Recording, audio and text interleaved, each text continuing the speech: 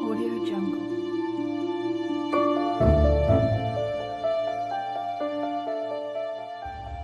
Hi everyone, we're back. Badraven here to do another great review for you today. I know I say that every time, but we're going to keep doing these reviews. And I was thinking about a movie I could review today, and I was looking over my different media, and I came across this great title.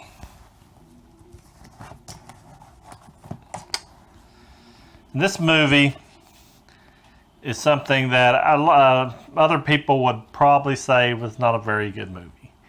And I admit it isn't something that's on everybody's number one list. It's an old movie, came out in 1979, and it's called The Black Hole.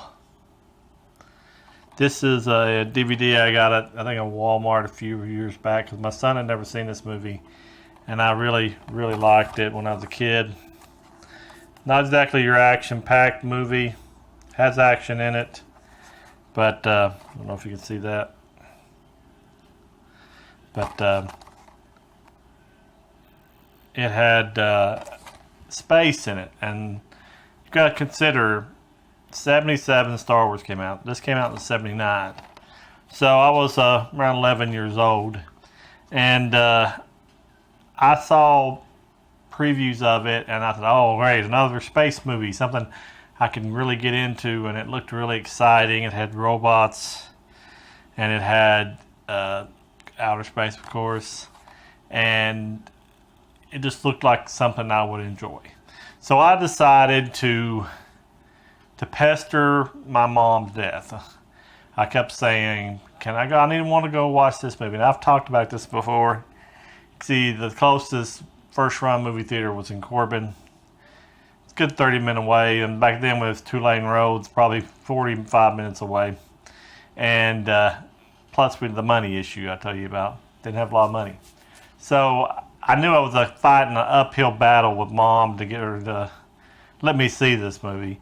But I tried and kept saying, I want to go watch it, I want to go watch it, I want to go watch it. You know what a kid does. And finally she said, fine, we'll go see it. And I felt bad. I felt bad that I pushed her to that limit. But I wanted to see the movie worse than and then to worry about her feelings, I guess, at the time, which I should have worried about. So me and her, the only one got to go because either my sisters didn't want to see it or we didn't have the money one. But so we headed out and watched it. And I'm not for sure if it was on a school night or what, but you gotta consider what it looked like. Me and my mother watching this movie, she had no interest in this whatsoever. So I was like, forcing her to go see this movie. So I always remember that mostly of all about the movie, even though I did like the movie. And if I hadn't liked the movie, I guess she would have killed me. But anyway, getting back to this movie. This is a Walt Disney movie. It's set in the way future 2130, to be exact. And it is it's about this ship, the Cygnus. It is on the event horizon of the black hole, on the edge. And it's like observing things that go into it and stuff like that. Well, it has been lost in space for several years, and nobody knows where it's at. So they sent out a probe ship that has Anthony Perkins' character in it. I think it's Ernest Borgnine. Yeah, he's in it. Ernest Borgnine. He's a very older actor, but he's a very good actor too. And has Robert Foster in it, Joseph Bottoms, and Viet. I can't pronounce her last name. And I'll list the whole cast up here, for you to see. but they are going to find out why the ship never came back. They find the ship floating out there, no lights on it or anything, just outside the black hole, and they observe it, and they go around it and try to look for if it's still functioning, to check for life forms and stuff like that. And all of a sudden the lights come on. And when that happens, somehow they get out of the too close to the black hole, and it starts sucking them in the actual probe ship, not the Cygnus, the big ship, not the Cygnus, but the probe starts going back, sucked into the black hole. But the Cygnus grabs hold of them and pulls them back in with a cable. So they go in and they explore the ship. They meet Maximilian Schell is the one that plays Reinhardt, Dr. Reinhardt. And he has become kind of what you call it, eccentric, because they've been out there for several years, and they kind of think he's gone mad. And there's no crew. He said all the crew has left them. They're looking for the woman character in the movie's father, who was with him on that, and he said they abandoned him and they mutinied and left, and all he's got is like robots helping him.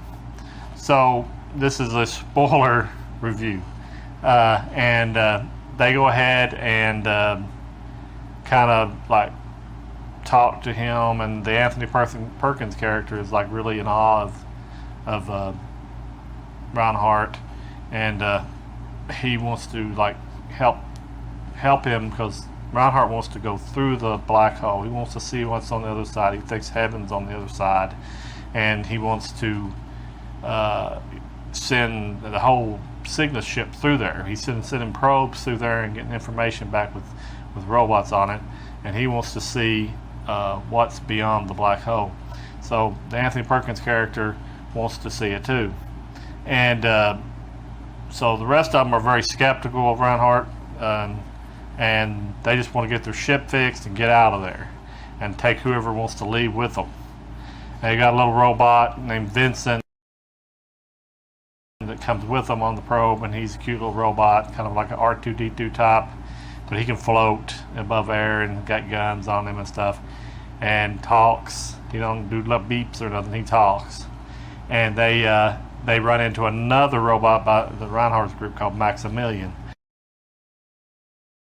Maximilian's got like little drills things on his hands, and it's very intimidating to Vincent, and they have a little back and forth with them throughout the movie.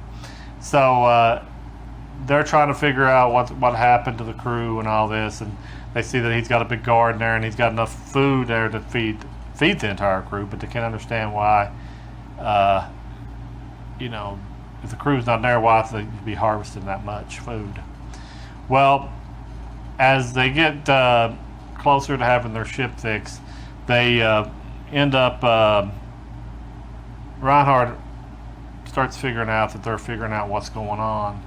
The crew figures out that the probe ship figure out that the what looks like humanoid type robots on the ship are actually the crew, because they have a funeral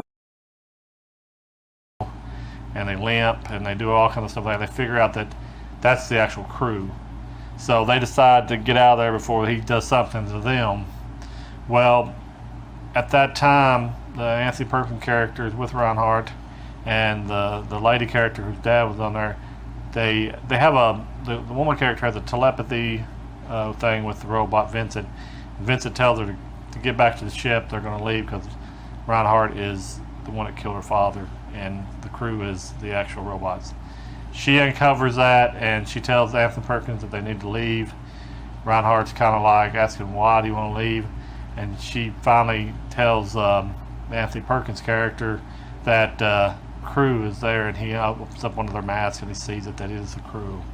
So he tries to get her out of there. Maximilian kills him, Anthony Perkins, and she is stuck there with him. He won't let her leave, and they try to go back to get her, but all of a sudden the ship is starting to drift into the black hole, the Cygnus is, and it's starting to tear apart because it's such a strong force and it's a big ship. And Reinhardt gets a big beam fall on top of him, and that time the lady ends up getting away from him, and they all try to get out of the ship, and she has a big showdown with Vincent and the Maximilian robot. Vincent kills the Maximilian. They get on their ship. Well, they start to get on their ship, and like I said, the Ernest Borgnine character takes off in their ship and doesn't make it far enough and explodes, because he didn't know how to pilot the ship. He leaves all of them stranded on the Cygnus. They end up having to take a probe ship off of there, the one that's left over, and it is programmed to go through the black hole. So they end up having to go through the black hole anyway in the probe ship, and they see like hell and heaven through there. They see Reinhardt and Maximilian being combined together and being on top of, like, it looks like hell. It's got fire and lakes of fire on top of a big mountaintop with him inside the Maximilian, Reinhardt inside the Maximilian robot, pretty much reigning over hell. And then it shows them going through like a big sky with big clouds and everything, and like